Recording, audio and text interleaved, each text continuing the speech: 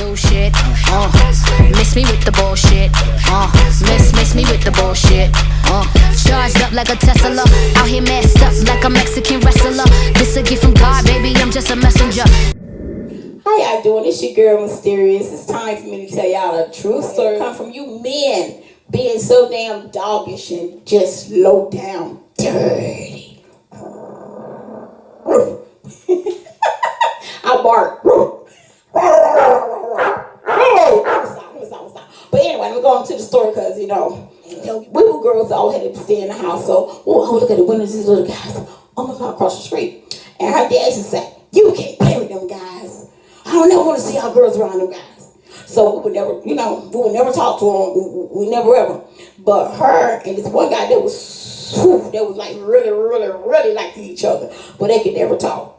So, make a long story short, so we ain't got to go through that. I mean, her daddy would go into a rage every time they would even talk to each other. Ever since we was in the sandbox, all the way up to high school, all the way up to everything, he would go into a deep rage.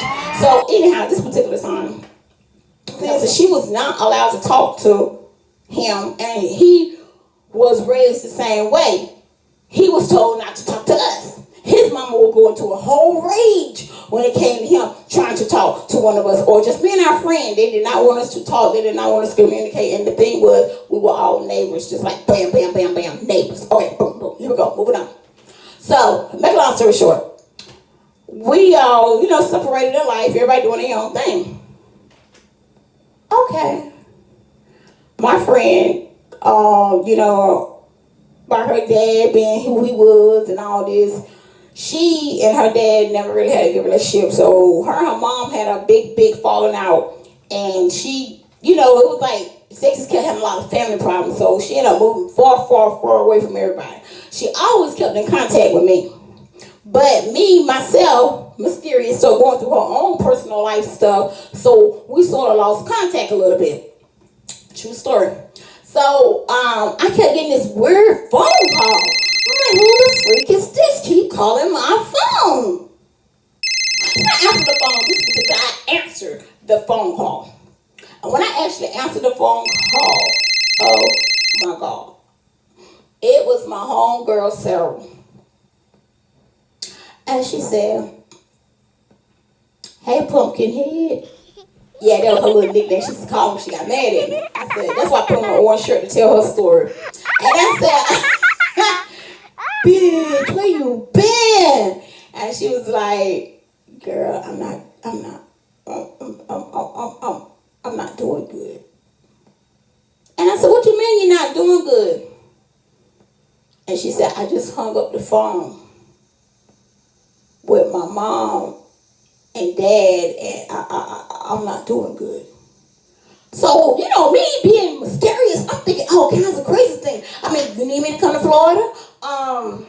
What's wrong with you? You need a place to stay? You can come stay with me. I'm doing pretty good now. You come stay here. She was like, no, I don't need a place to stay.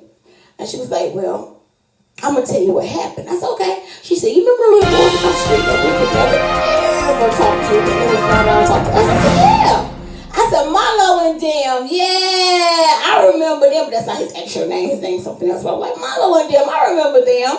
And she was like, yeah, oh, Milo. She said, I love him. I'm like, girl, that was sandbox childhood. Okay, get over it. I said, have you seen one of them? She said, yeah, I married Milo. I said, oh my God, you married Milo? Wow! I was so happy that she actually married him, right? I was like, oh my God, tell me about it. She said, don't judge me. I'm like, bitch, I don't judge this shit. That's the bomb. I'm like, I want to tell you about my situation. You wouldn't believe who I end up running into. So she said, no, I need to tell you this. So she started talking. I'm like, come on, give it to me. Give me all the dirt. Give me all the just stuff.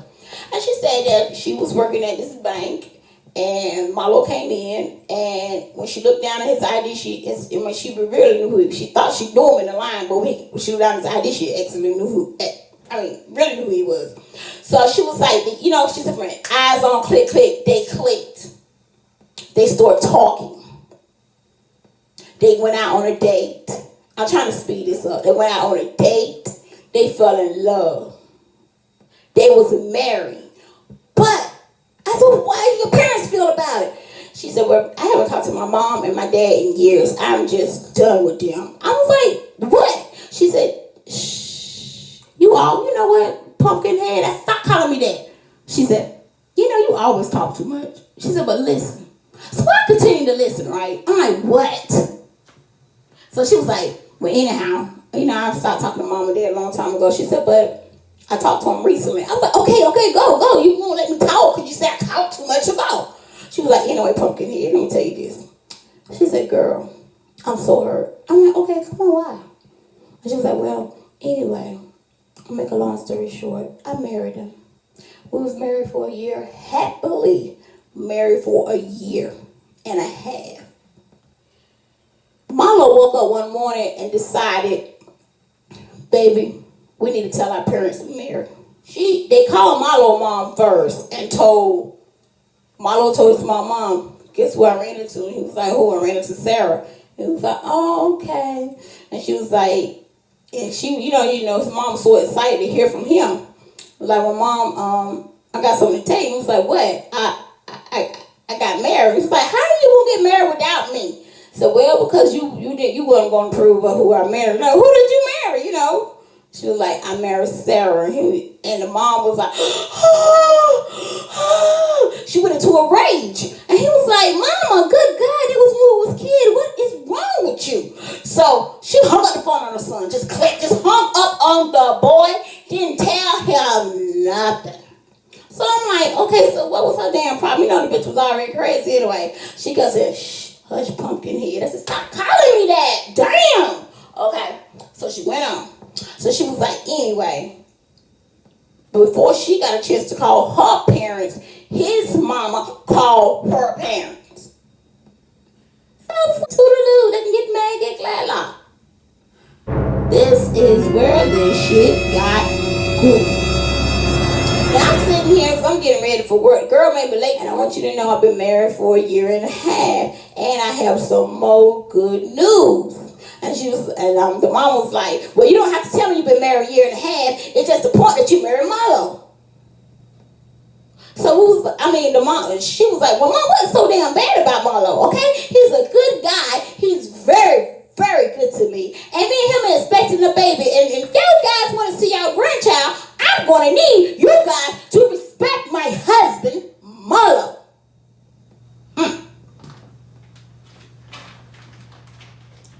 The next couple of sentences came out this child's mouth, made me drop the eyeliner.